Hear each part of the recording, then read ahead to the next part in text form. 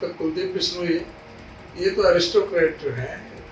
6 महीने विदेश में रहते हैं, 6 महीने यहाँ पर रहते हैं तो किसी का फोन नहीं सुनते। कभी गांव में, कभी आदमपुर की कोई व्यथा जानने के लिए, कोई दुख दर्द को जानने के लिए कभी आदमपुर में नहीं आए, कभी आदमपुर की आवाज विधानसभा के अंदर नहीं उठाई। आज भी आप कुलदीप से आप पूछोगे, बिश्नोई से, तो उसको आदमपुर का जो गढ़ बता रहे हो, आदमपुर के 100 आदमियों को उनको नाम और नंबर नहीं पता हो। उसके बाद में इन्होंने तो चौधरी भजनलाल को भी धोखा दे करके जो भाजपा बनाई थी अलग पार्टी की, उनको भी गुमराह करके ऐसे वो बनाई थी। बेटा भव्य बिश्नोई चुनाव लड़े थे अभी पार्लियामेंट में, 10 के 10 लोकसभा क्षेत्र में हरियाणा में, केवल मात्र इनके बेटे की ही जमानत जब्त हुई और इसी आदमपुर से 27,000 वोटों से इनका बेटा हार के निकला। वो तब कहाँ था गढ़? हरियाणा कांग्रेस पार्टी के अध्यक्ष उदय मान जो आज हिसार में जो राजीव गांधी की जयंती थी उसमें कार्यक्रम में शिरकत उन्होंने भाग लिया था। और साथ ही साथ आपको बताना चाहूंगा, आजकल जो हरियाणा में, पूरे हरियाणा में जो कांग्रेस पार्टी की नीतियों को प्रचार कर रहे, पूरे प्रदेश भर में घूम रहे। तो हमारे साथ है उदय मान जी, आज हम इनसे हरियाणा की चर्चा करेंगे।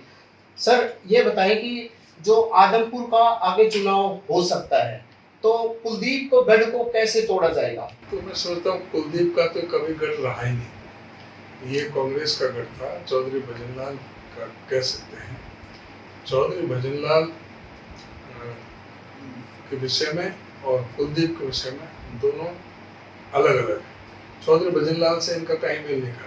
चौधरी भजनलाल जनता के नेता थे, सबके बीच में रहते थे, सबके साथ में रहते थे, मिलते जुलते थे, दुख दर्द में शामिल रहते थे।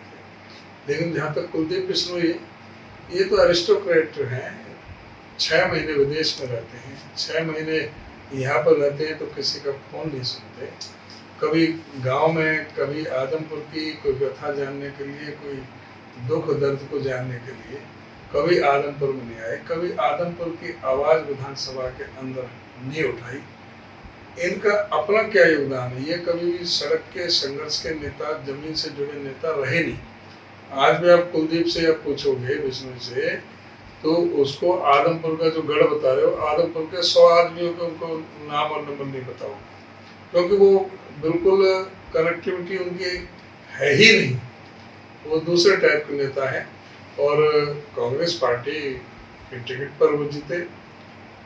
चौधरी भजनलाल भी, चाहे वो 68 में, 72 में जीते, 77 में वो जनता पार्टी से वैसे जीते थे, नहीं फिर उसके बाद में वो कांग्रेस से ही जीतते रहे।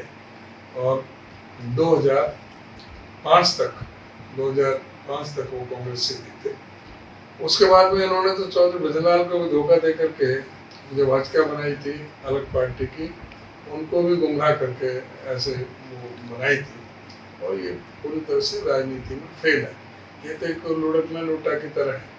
कभी बीएसपी की तरफ भागता है, कभी एक और कौन सी पार्टी थी, गोपाल कांडा की थी, किसी उसके साथ में समझौता करता है, बीजेपी के साथ समझौता करता है, हर जगह मुख्यमंत्री का दावा करता है कि मैं मुख्यमंत्री बनूंगा।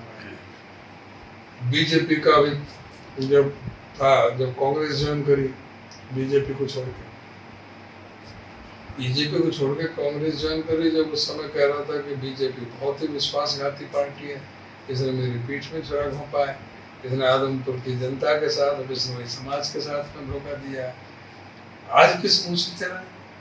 मतलब एक उसकी कथनी और करने का अंतर देखो। और वो जो ना हमारा विरोध करता है, हुड्डा साहब का विरोध करता है, मुझे तो ऐसा लगता है कि उदयवान और हुड्डा तो एक बहाना है, असल में तो काले धन को छिपाना है।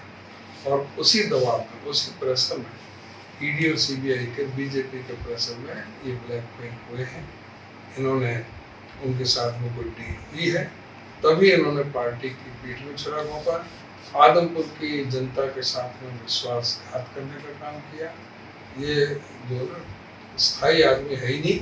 और एक बुरी तरह से जब कहाँ गढ़ चला गया था, बेटा भव्य बिश्नोई चुनाव लड़े थे अभी पार्लियामेंट में, 10 के 10 लोकसभा क्षेत्र में हरियाणा में, केवल मात्र इनके बेटे की ही जमानत जब्त हुई और इसी आदमपुर से 27,000 वोटों से इनका बेटा हार के निकला। वो तब कहाँ था गढ़ तो ये अभी कुछ दिन पहले तो कह रहे थे मैं जन्मजात कांग्रेसी हूँ, अभी इतने में फिर अभी बीजेपी का बन गए।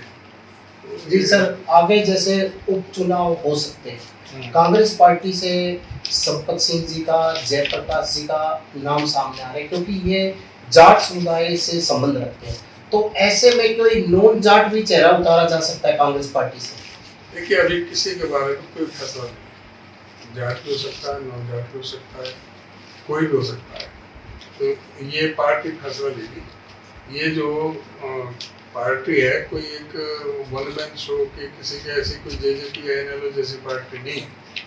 हमारा एक सिस्टम है पार्टी का, हमारा प्रदेश इलेक्शन कमेटी है, सेंट्रल की इलेक्शन कमेटी है, तो वो उसमें निर्णय होगा और जो भी पार्टी का उम्मीदवार होगा उसके साथ में एकजुट होकर कांग्रेस पार्टी चुनाव लड़ेगी। सर, एक अंतिम सवाल ये है कि कुलदीप बिश्नोई को आप क्या संदेश देना चाहेंगे? कुलदीप बिश्नोई ये दावा कर रहे हैं कि आदमपुर से हमें कोई नहीं हरा सकता, क्या संदेश देना चाहोगे? कुलदीप बिश्नोई की विश्वसनीयता ही खत्म हो चुकी है, ये बिल्कुल जो है ना धरातल पर आ चुके हैं, इनकी कोई क्रेडिबिलिटी नहीं है, इनको कोई पार्टी बीजेपी में ही एक कुछ दिन बाद बीजेपी को गाली देते हुए नजर आएंगे। तो ये इनको जो इन्होंने अपने पिताश्री का भी सम्मान कम करने का, उनका भी गरिमा कम करने का काम किया है। इनको चाहिए कि ये जो इनके बस का ये राजनीति छोड़ करके घर बैठे अपने व्यापार को संभालें। जो आज जिस तरह से ईडी और वो इनके पीछे लगी हुई है, इनका ब्रिस्टल होटल भी बंद कर रखा है, इनको रेड कॉर्नर जारी कर रखा है, इनका जो पासपोर्ट है, वीजा है, वो भी अपने पास में जमा कर रखा है। उसी से बचने के लिए ये बीजेपी ने से भयभीत है, बीजेपी से ये डरे हुए जो वहाँ पर गए हैं, बीजेपी से डील जो हुई है इनकी, तो इनको जो है ना इनका बस के नहीं है, ये संघर्ष नहीं कर सकते, लड़ नहीं सकते। ये जो बिजनेसमैन इस तरह के जो है, ये सरकार से दब्बू किस्म की इनकी राजनीति है, दबते। जी, ये थे उदयभान जी, इन्होंने यही बताया कि जो कुलदीप बिश्नोई जो ईडी के और इनकम टैक्स के डर से बीजेपी में गए हैं और इन्हें राजनीति का ज़्यादा अनुभव नहीं है, ये व्यापारी किस्म के नेता हैं, तो ये घर बैठे रहते हैं, ड्राइंग रूम की राजनीति करते हैं। प्रवीण कुमार, हरियाणा तक, हिसार।